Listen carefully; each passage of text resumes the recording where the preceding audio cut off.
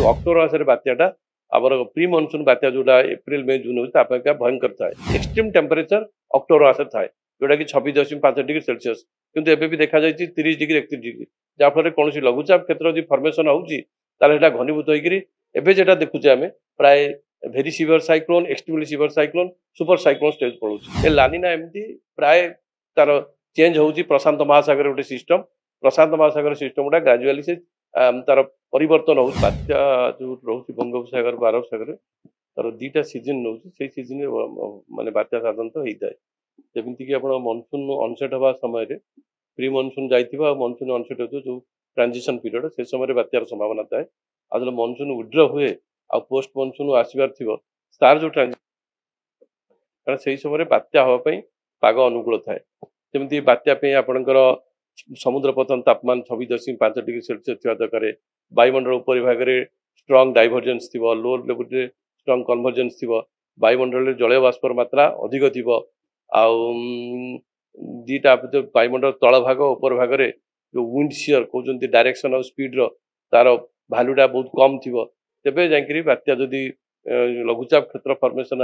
है बात्यार संभावना थाए किंतु आमर जो अक्टोबर मासरे बात्याटा आमर प्री मनसून बात्या जोटा एप्रिल मे जून होता भयंकर थाए कारण जो अधिक गरम हवा फल वायुर चापटा उपरको आप जी से कमिबनी किंतु यदि ठंडा थी वायुर चापटा उपरको भेरी फास्ट कमे कारण अक्टोबर मासरे टेम्परेचर कमी जाए आउ मनसून विड्र होता है मनसून विड्र हेले भी वायुमंडल जलय बाष्पर मात्रा अधिक थाए ता छड़ा आपणकर जो मनसून ट्राप माने मनसून विड्र हेले मनसून ट्राप दुर्बल हो मनसून ट्राप देखा जाए ना किंतु मनसून ट्रापर भी किसी प्रभाव थाए जोटा कि घूर्णिबल सृष्टि होगा फेवर करे जहाँफल कि बात्यार संभावना रही है अक्टोबर मासरे कारण अक्टोबर मासरे सेप्टेम्बर मनसून विड्र हुए आपणकर वायुमंडल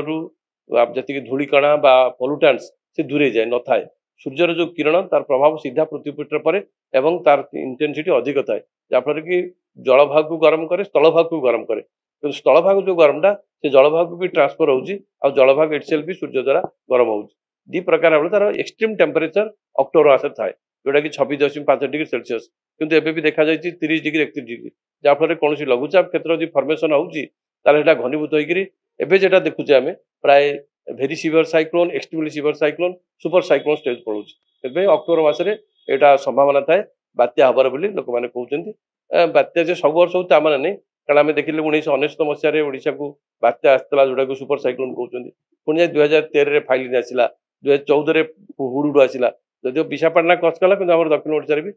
पुणी 2018 तितिले आसला किंतु 2019 टू देखा जाइए प्री मनसून बेले बात्यार प्रतिवर्ष होउछि जोटा कि पोस्ट मनसून एत होउनि 19 रे आपनकर फाइलिन थिला सॉरी फनी थिला 2019 रे फनी थिला आ 20 रे आपनकर अम्फान थिला 21 रे बसे यास थिला प्रतिवर्ष किसी ना किसी गोटे गोटे आसुछि किंतु पोस्ट मनसून नाही किंतु ए वर्ष जोटा आपण कहउचंती जे लानिना ए लानिना एमती प्राय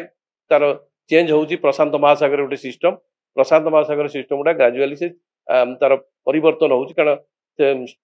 समुद्र एवं वायुमंडल दी जनकर इंटरएक्शन रे केतबेले समुद्र पतन तापमान बढ़ुछि कमुछि जेतबेले बढ़िला ताकू एलिनो कुआ जाउछि कमिला ताकू लानिना कुआ जाउछि जदि बढ़िला माने समुद्र पतन जेते तापमान अछि 0.5 डिग्री सेल्सियस ताठू अधिक हेले एलिनो कुआ जाउछि से बढ़ी बढ़ी गले स्ट्रॉन्ग एलिनो पर्यंत जाउछि सेमति 0.5 डिग्री माइनस बा कम हेले ताकू लानिना कुआ जाउछि किंतु जदि आपण देखिबे 1999 मसीहा साइक्लोन 1971 मसीहा साइक्लोन सेतरे लानिना थिला जा फल कि साइक्लोन तीव्रता अधिक थिला किंतु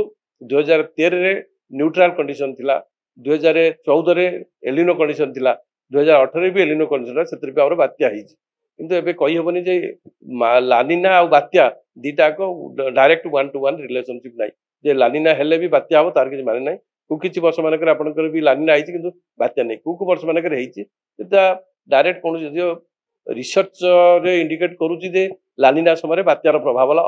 प्रोबेबिलिटी अधिक थाए एलिनो बेले कम थाए किंतु सेटा जे निश्चित बात्या हो तार कि कहबनी बात्या मनसून विड्र हला परे आपनकर सेप्टेम्बर लास्ट वीक बा अक्टोबर फर्स्ट वीक से विषय किसी जानी हबो।